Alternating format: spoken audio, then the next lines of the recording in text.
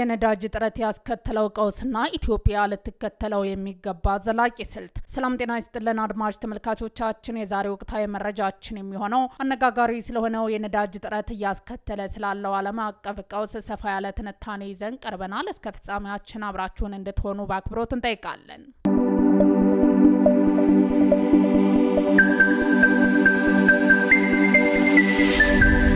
አንድ ወር የተሻገረው የመካከለኛው ምስራቅ ቀውስ አሁን በእርግጥ የመላው ዓለም ቀውስ መሆኑ ገሃድ ወጥቷል። የዓለምን 20% የነዳጅ አቅርቦት የሚያሳልጠው የሆርሙዝ የባህር ወሽመጥ አንገት በኢራን እንደታነቀ ነው። የባህረ ሰላጤው ሀገራት በተለይ በባህር መጓጓዝ እንዳይልኩም እንዳይቀበሉም ተደርገዋል። ክልከላው ሀገሪቱ ላይ ብርቱ ማህበራዊና ኢኮኖሚያዊ ቀውስ ሲያስከትል ዳፋው ግን ለተቀረው ዓለምም ተርፈዋል። እንደ ኢትዮጵያ ባሉ ቀድሞውኑ ማህበረ ፖለቲካ ኢኮኖሚያቸው በአስቸጋሪ ሁኔታ ላይ ለነበሩትና በባህረ ሰላጤው ሀገራት ነዳጅ አቅርቦት ላይ ጥገኛ ያልሆኑት ደግሞ በእንቅርት ላይ ጆሮ ደግፍ ሆኖባቸዋል። ቀውሱ ፈጥኖ መፍትሄ ካላገኘ መጪው ጊዜ በእርግጥ ያስፈራል። የአሜሪካ እስራኤል ኢራን ጦርነት ከመቀዛቀዝ ይልቅ አንዱ በሌላው ላይ የሚያደርሰው ጥቃትና የአጸፋ እርምጃ ቀጣናውን የቀውስ ማዕከል አድርጎ ሰንብቷል። የቀውሱ ዳፋ በተለይ በማደግ ላይ ባሉ ሀገራት ላይ የማይቋቋሙት እየሆነባቸው ነው። በዚህ ደግሞ አፍሪካና በማደግ ላይ ያሉ የደቡባዊ ኤሲያ ሀገራት ዋነኛ ተጠቂ መሆናቸው በግልጽ እየታየ ነው። ሙሉ በሙሉ ከባህረ ሰላጤው ሀገራት በሚመጣ ነዳጅ ላይ የምትደገፈው ኢትዮጵያን በቀጥታ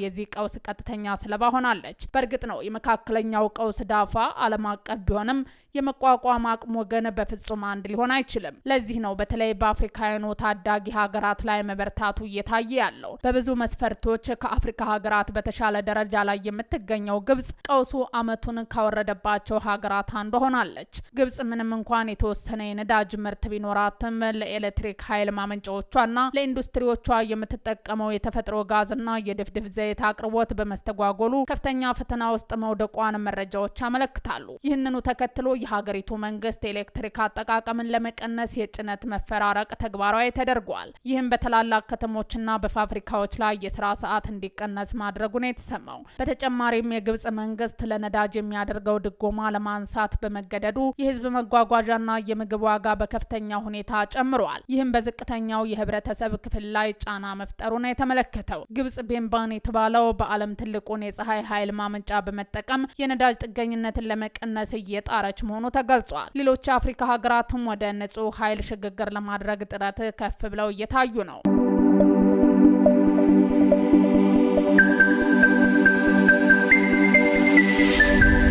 ኢትዮጵያ ውስጥ አሁን የመካከለኛው ምስራቅ ቀውስ ያስከተለው ፈተና ከመጋረጡ በፊት መንግስት ከነዳጅ ጥገኝነት በሂደት ለመላቀቅ ያስችላል ያላቸውን እርምጃዎች ሲወስድ ቆይቷል። ከዚህ መካከል የነዳጅ ተሽከርካሪዎች ወደ ሀገር እንዳይገቡ መከላከልና ኤሌክትሪክ መኪኖችን ማበረታቱ አንዱ ነው። ይህ ስትራቴጂ አሁን ላለው የነዳጅ እጥረት እንደ ዋነኛ መውጫ መንገድም ይታያል። በተጨማሪም ታላቁ የኢትዮጵያ ህዳሴ ግድብና ሌሎች የንፋስና የፀሐይ ኃይል ማመንጫዎች ሀገሪቱ በነዳጅ የሚሰሩ የኃይል ማመንጫዎች ጠቀምና በኤሌክትሪክ የሚሰሩ ባቡሮችንና አውቶቡሶችን እንድታስፋፋ ትልቅ አቅም እየሆነ ነው ይባላል። የኢትዮጵያ መንግስት አስቀድሞ የጀመራቸው እርምጃዎችና ወቅታዊ ዓለም አቀፋዊ ቀውስን አጣምረው የተመለከቱት የኢኮኖሚ ተንታኙ ዶክተር አብዱል መናን መሐመድና በኢትዮጵያ ላይ መጠነ ሰፊ ጉዳት ይዞ መምጣቱን ተመልክተዋል። መጠነ ሰፊ ጉዳት አለው እንደ የጊዜ ሰሌዳው ነው። አንዳንዶቹ ቀድመው ነው የሚመጡት፣ ወዲያውኑ በቀጥታ ነው የሚሰማው። በቀጥታ ኢትዮጵያን የሚሰማት የነዳጅ ዋጋ መጨመርና የነዳጅ ዋጋ መስተጓጎል ነው። የኢትዮጵያ መንግስት ቀደም ሲል የነዳጅ አቅርቦቱን ከጥቁር ገበያ ለመታደግ በቴክኖሎጂ የታገዘ የነዳጅ መቅጃ ስርዓት ወይም በቴሌብር የደገፈ የግብይት አሰራር ዘግቶ የነበረ ቢሆንም በተፈለገው ልክ ውጤቱን ሊያመጣ አልቻለም። ይልቁኑ ነዋሪዎች እንደሚሉት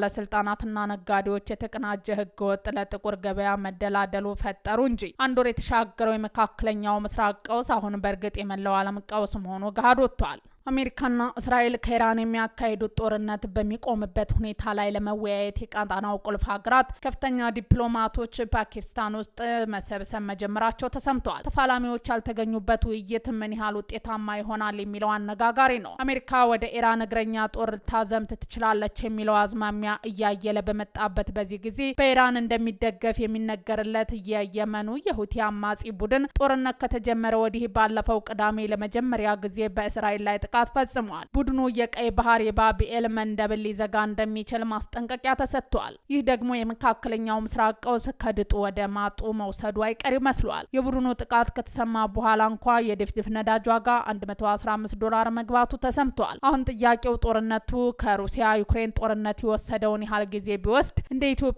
ያሉ ሀገራት እጣ ፋንታቸው ምን ይሆናል የሚለው ሆኗል። ጠቅላይ ሚኒስትር ዶክተር አብይ አህመድ ነዳጅ ለአስፈላጊ ነገርና በቁጠባ መጠቀም እንደሚገባ ማሳሰባቸው ይታወሳል። ከዚህ በኋላ የነዳጅ አቅርቦት እጥረት ለመቋቋም ያስችላል የተባለ መንግስታዊ እርምጃዎች እየተወሰደ መሆኑ ተሰምቷል። ተቋማት የሰራተኛ ስምሪትና የተሽከርካሪ አጠቃቀማቸውን ለመከለስ መገደዳቸው እየታየ ነው። መንግስት እንደ ሀገር በተለይ የኤሌክትሪክ ተሽከርካሪዎችን ለማስገባትና በታዳሽ ኃይሎች ላይ የተመሰረቱ የኃይል አቅርቦቶችን ለማስፋፋት በመጀመራቸው ስልታዊ እርምጃዎች ልክ ወደ ሀገር ውስጥ የሚገባውን ነዳጅ ከጥቁር ገበያ ተከላክሎ ለተፈለገው ዓላማ እንዲውል ማስቻል ብርቱ ፈተና ይጠብቀዋል።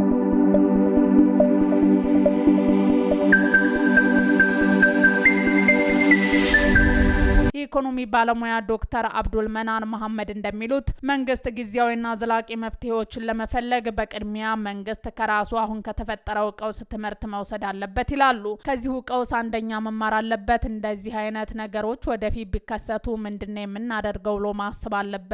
ሊፈጠሩ የሚችሉ ነገሮች ለይቶ ለአጭር ጊዜ መፍትሄ ዋጋ ባይጨምር ነው የሚመርጠው። ሁለተኛ የተገኘው ነዳጅ ለአስፈላጊ ጉዳይ ብቻ በቁጠባ በመጠቀም ስልት ቢከተሉ የነዳጅ አቅራቢ ድርጅት ችግር ቢፈተሹ ከወደ አሜሪካ የሚሰማው የእግረኛ ጦር የማሰማራት ፍላጎት ምናልባትም ጦርነቱ ለተራዘመ ጊዜ ሊቆይ እንደሚችል ፍንጭ የሰጠ ሆኗል። ፕሬዚዳንት ዶናልድ ትራምፕ የኢራን ዋነኛዋን የኢኮኖሚ መሰረት የሆነችውን የካርግ ደሴትን ለመቆጣጠር ጽኑ ፍላጎት እንዳላቸው እየተሰማ ነው። 2500 የሚጠጉ የአሜሪካ የባህር ኃይል ወታደሮች ወደ ጦር ቀጣናው ገብተዋል። አሜሪካ የእግረኛ ሰራዊቷን ስለማዝመቷ የኢራን የፓርላማ አፈ ጉባኤ መሐመድ ባጋር ቃሊባፍ ባደረጉት ንግግር የአሜሪካ ወታደሮች በየብስ እስኪመጡ ድረስ እየጠበቅን ነው ብለዋል። አፈ ጉባኤው ተኩሳችን ይቀጥል፣ ሚሳኤሎቻችን በተጠንቀቅ ላይ ናቸው፣ ቁርጠኝነታችንና እምነታችን ጨምረዋል ሲሉ ኢራን ለውጭ ጊዜያዊ መዘጋጀቷን በግልጽ ቋንቋ አመልክተዋል። ይህ በእርግጥ ጦርነቱን የመግታት ምንም ምልክት ላለማሳየቱ ማሳያ ሊሆን ይችላል። ጦርነቱ የዓለምን የነዳጅና የተፈጥሮ ጋዝ አቅርቦት በተጨማሪ የማዳበሪያ እጥረትን አስከትሏል። በዚህ ጊዜ ነው የኢትዮጵያ ጉዳይ አሳሳቢነት ጎልቶ የሚታየው። ምክንያቱም ኢትዮጵያ ከነዳጅ ዘይት በተጨማሪ ከ90 በመቶ በላይ የናይትሮጅን ማዳበሪያ የምታስገባው ከባህረ ሰላጤው ሀገራት ስለሆነ እና አሁን ኢትዮጵያ በጥሞና ልትመለከተው የሚገባው ይህንን አስቸጋሪ ጊዜ ለማለፍ ምን አይነት ስልት ብትነድፍ ነው የሚለው ይሆናል። ካልሆነ ግን ዶክተር አብዱል መናን እንዳሉ ችግሩ ምንም እንኳን ዓለም አቀፋዊ ቢሆንም ሀገራዊ ፖለቲካዊ አንደምታ ሊያስከትል ስለሚችለው ጥንቃቄ ይሻል።